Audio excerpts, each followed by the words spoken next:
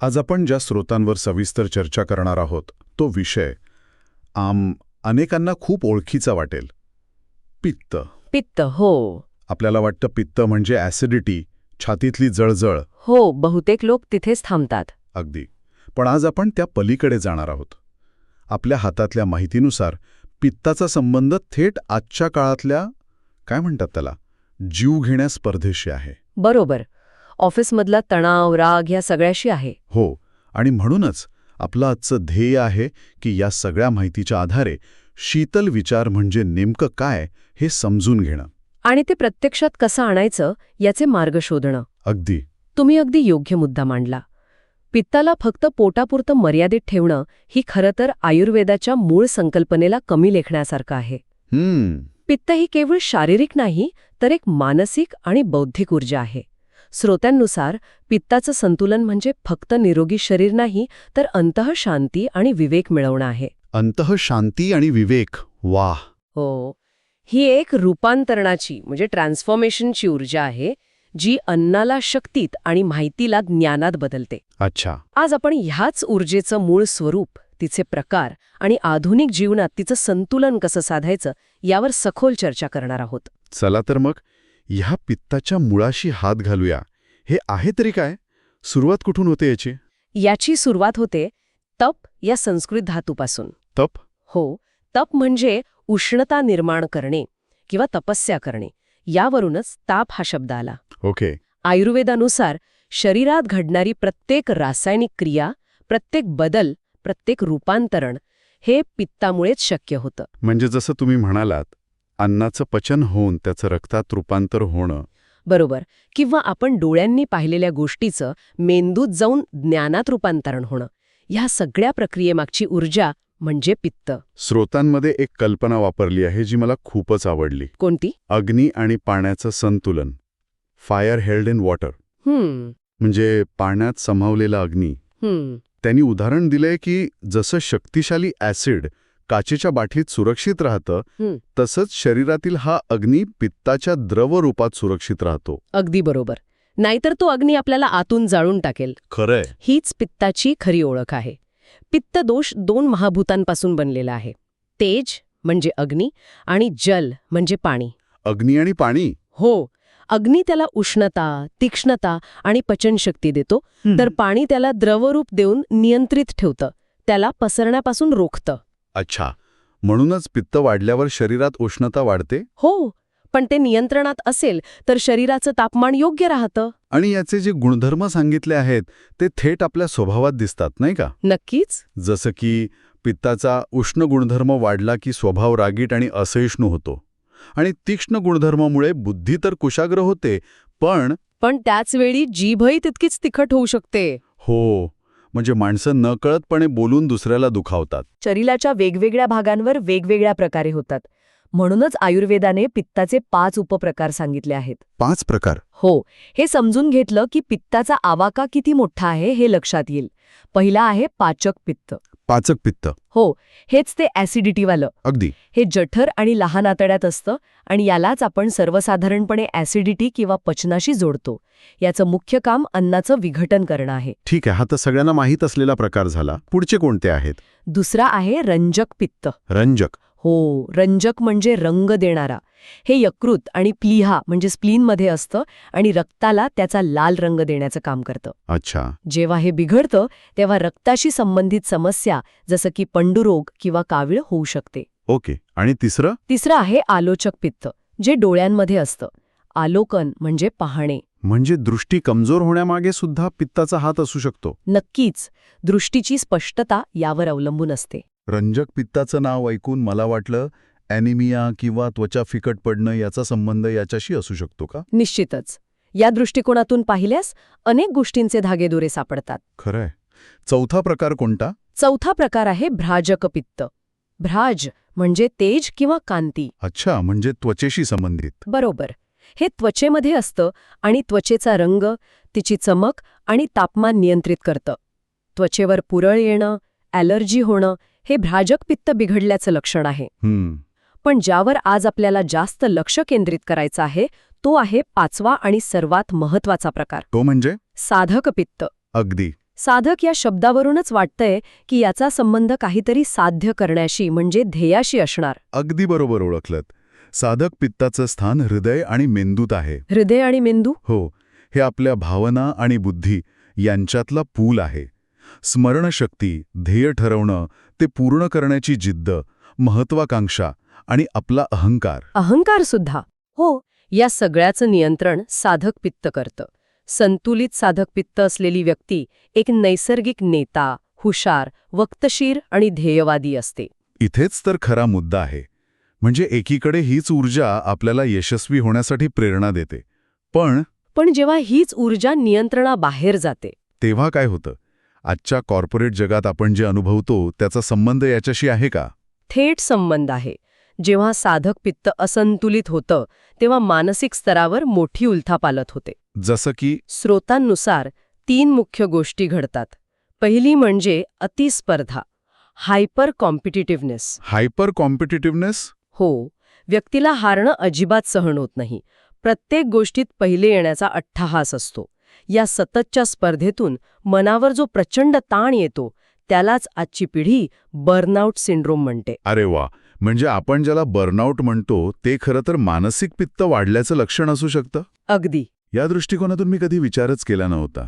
ही केवळ सवय किंवा कामाचा ताण नाही, तर एक शारीरिक असंतुलन आहे. हो, आणि दुसरी गोष्ट म्हणजे क्रोध आणि चिडचिड. शरीरात उष्णता इतकी वाढते की सहिष्णुता कमी होते. आपण म्हणतो ना, त्याचा फ्यूज लगेच उडतो. अगदी. He has a short fuse. हे उष्ण गुण वाढल्याचं लक्षण आहे. आणि तिसरी गोष्ट म्हणजे टीकाकार वृत्ती. व्यक्ती प्रत्येक गोष्टीत चुका काढू लागते.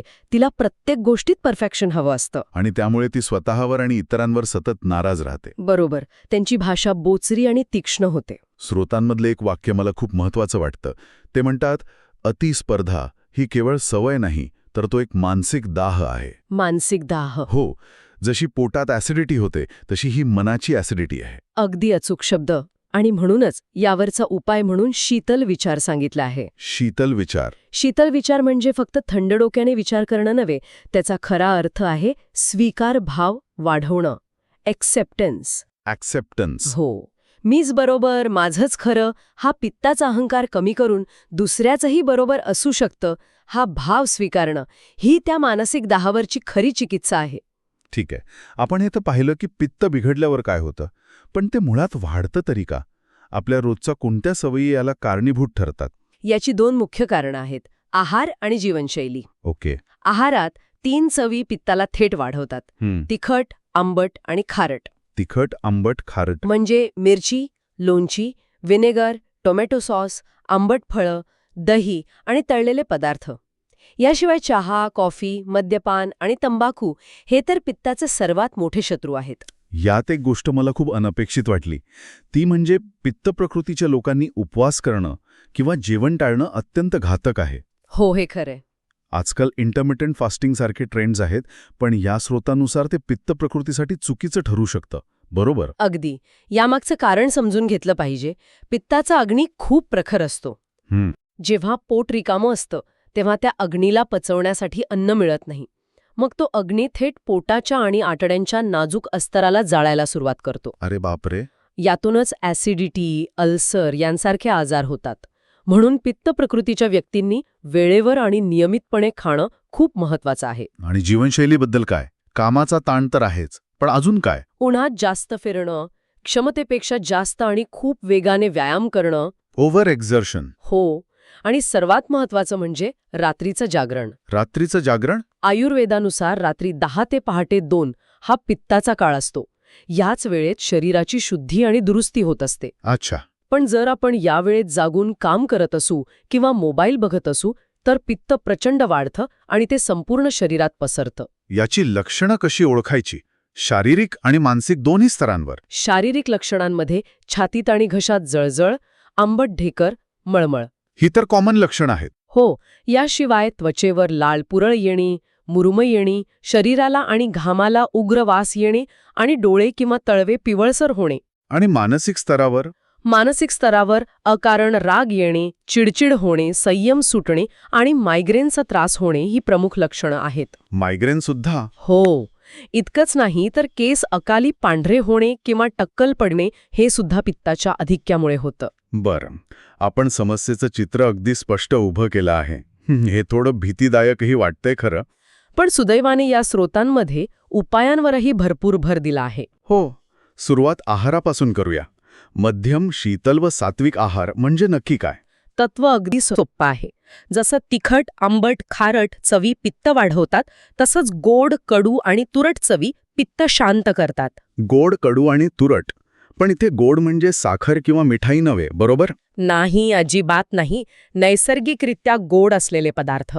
म्हणजे उदाहरणादाखल एका पित्त प्रकृतीच्या व्यक्तीच्या ताटात काय असायला हवं? त्यांच्यासाठी बासमती तांदूळ हा उत्तम आहे. तो ब्राऊन राईसपेक्षा जास्त थंड मानला जातो. अच्छा.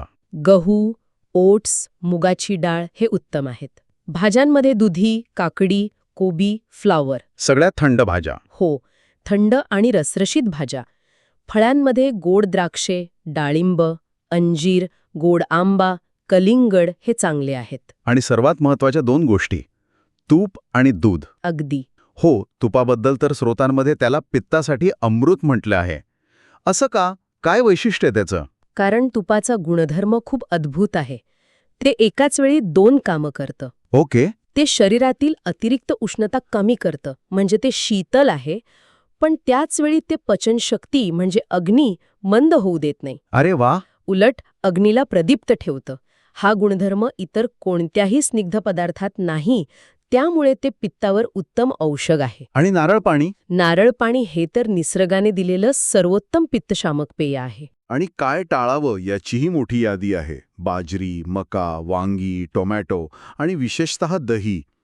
दह्याबद्दल अनेकांचा गैरसमज असतो की ते थंड आहे. हो, पण दही चवीला आंबट आणि पचायला जड असल्यामुळे ते पित्त वाढवतं. मग दह्याऐवजी काय? त्याऐवजी ताक.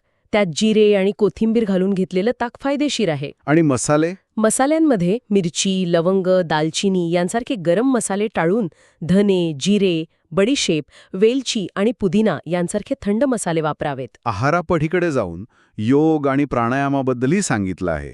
शीतली आणि शीतकारी हे प्राणायाम कसे काम करतात? नावातच सगळं आहे. हो, नावावरूनच ते थंड वाटतात. हे दोन्ही प्राणायाम शरीराचे नैसर्गिक एअर कंडिशनर आहेत. Air conditioner? कसं काय? शीतली प्राणायामात आपण जिभेची नळी करून त्यातून श्वास घेतो. हवा जिभेवरच्या ओलाव्यावरून आत जाताना आपोआप थंड होते. अच्छा. हा थंड झालेला प्राणवायू थेट रक्तप्रवाहात मिसळतो आणि संपूर्ण शरीराला थंडावा देतो. स्रोतांमध्ये याला एअर कंडिशनिंग इफेक्ट म्हटलं आहे. इंटरेस्टिंग. आणि ज्यांना जिभेची नळी करता येत नाही त्यांच्यासाठी शीतकारी प्राणायाम आहे. यात दात एकमेकांवर ठेवून दातांच्या फटीतून सी सी असा आवाज करत श्वास आत घेतला जातो. अच्छा.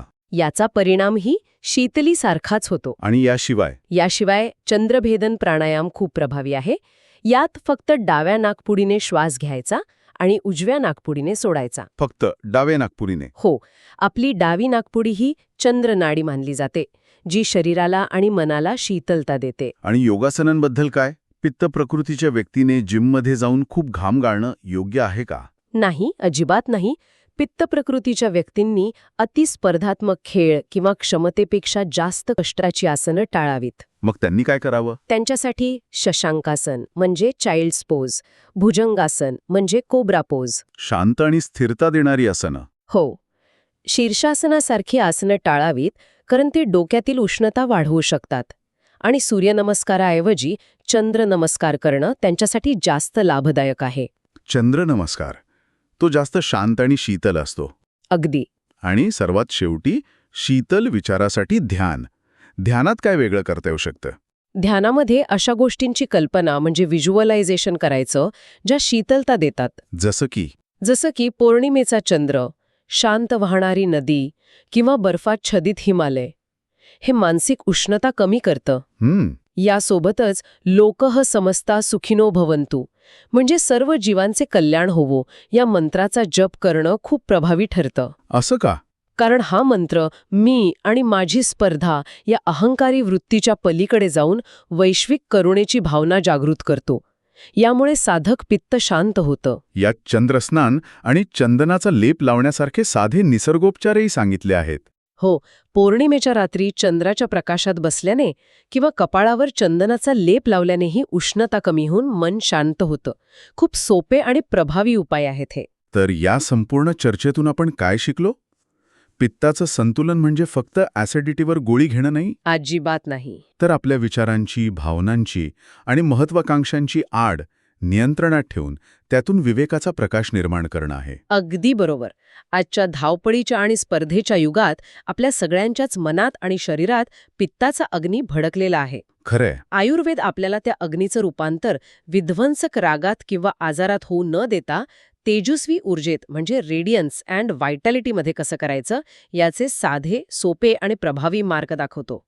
म्हणजे ही माहिती केवळ काय खावं हे नाही, तर कसं जगावं आणि कसा विचार करावा हे शिकवते. बरोबर. या चर्चेतून एक विचार मनात येतो, जो या स्रोतांमध्येही अप्रत्यक्षपणे दडलेला आहे. ऐकणाऱ्या प्रत्येकाने यावर नक्की विचार करावा. आपल्या आयुष्यात आठवड्यातून किंवा महिन्यातून एकदा एक शीतल दिन कसा असू शकतो? A cooling day. छान कल्पना आहे. एक असा दिवस जिथे कोणतीही स्पर्धा नाही, घाई नाही, टीका नाही, कामाचा ताण नाही. फक्त शांतता, स्वीकार आणि समाधान आहे. हो. असा केवळ एक दिवस जगल्याने आपल्या ऊर्जेवर, आपल्या विचारांवर आणि आपल्या एकूण आरोग्यावर काय परिणाम होऊ शकतो